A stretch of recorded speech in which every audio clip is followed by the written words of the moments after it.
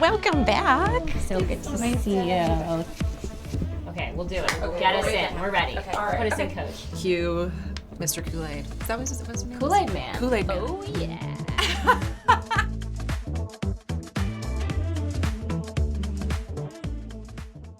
So we call it the Festival of Creativity, and I think that is going to be evergreen. But it feels like it's now creativity and technology, which is right up your street. Do you agree with that? I absolutely agree. I think at this point, those two concepts are inextricable. The way we make creative is rooted in technology, and technology is going to change what qualifies as creative as we see an influx of content being created at a rate that it's never been created before. The question of what does it mean to be creative and what breaks through and actually grabs people's attention, I think is going to be the next big question that we're all going to have to figure out together. So speaking of creativity, I want to spend some time talking about this amazing campaign this summer. Yeah, Summer Like It's 1999 is definitely one of my favorite campaigns we've ever done.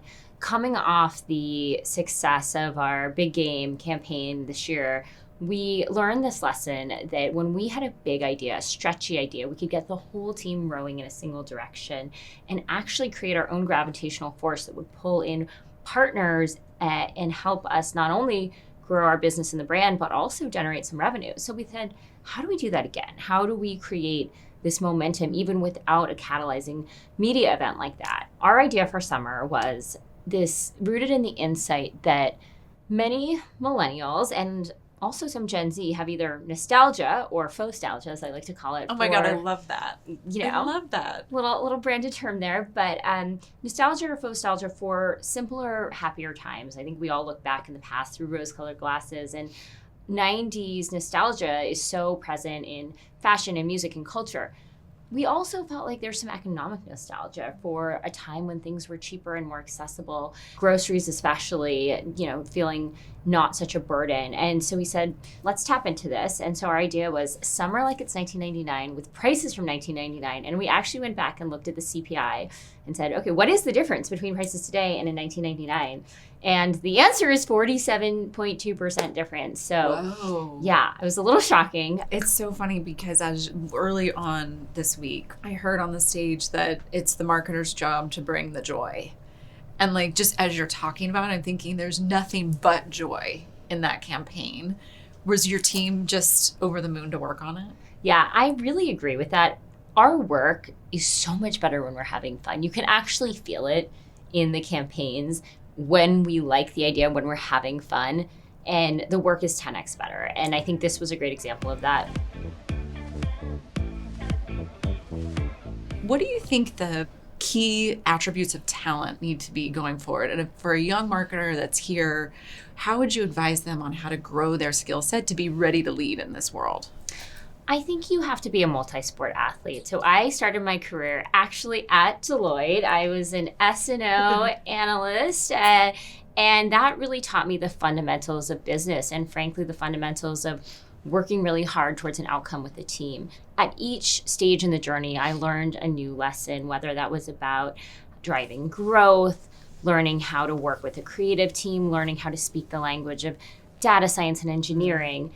And I think this is what young marketers need to do. They need to realize that this is an intersectional role. We have to speak every language from the most technically complex to the most kind of fundamentally human creative dialogue with, folks like the ones that are here at Cannes.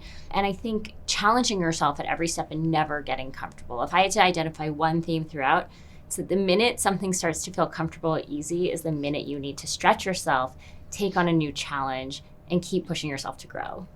It's interesting that you say that because I've been starting to think through my conversations this week that we always talk about curiosity as being a key ingredient of being a great marketer. And I think it's also really dissatisfaction with the status quo. Yes. So now it's like, as soon as we start to feel like something's the way we do things around here, it's time to change it up.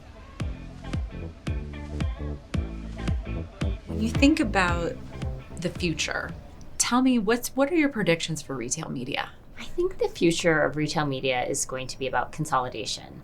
There is increasingly a lot of fragmentation as every single player is realizing that they have eyeballs and inventory to monetize. And that puts, I think, a lot of burden on the buyers to be everywhere all at once and can create a lot of kind of cacophony. And I think what the client will be looking for is a streamlined solution that provides the data, the measurement, the incrementality, and does so in a way that provides maximum reach. If you had to describe the future of marketing in 1 to 3 words, how would you do that?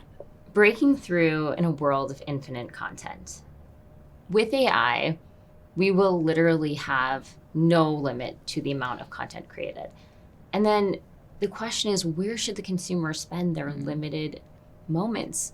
Time is finite, life is finite, and a consumer could spend their entire waking life consuming content at this point. And you can only imagine how much more that is going to be true in the future. So as marketers, the premium required to command attention is only going to get higher. And I think that currency will be creativity.